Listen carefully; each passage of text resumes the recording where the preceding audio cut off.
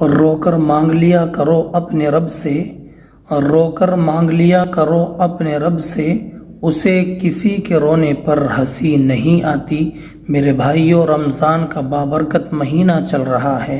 اور کبھی اگر آپ پر ایسا وقت آ جائے کہ آپ کمزور پڑ جائیں، آپ بے بس ہو جائیں، اور آپ کسی اس دنیا میں رہنے والے کسی انسان کے پاس جائیں، اس سے اپنی کمزوری بتائیں، اپنی بے بسی کا اظہار کریں، اور آپ اس کے سامنے رونے لگیں، تو یاد رکھنا لوگوں کے سامنے رونے سے کوئی فائدہ نہیں ہے، سوائے اس کے کہ وہ لوگ آپ کی مذاق اڑائیں گے، بعد میں آپ کے رونے پر ہنسیں گے۔ لیکن یاد رکھنا، آپ کے رونے پر وہ ذات ہے جو ذات اللہ کی ہے، وہ ذات آپ کے رونے پر ہنستی نہیں ہے، بلکہ آپ کے آنسوؤں کو اپنی بارگاہ میں قبول کرتی ہے۔ بس اتنی ضرورت ہے کہ اللہ کی بارگاہ میں رونا سیکھ لیں۔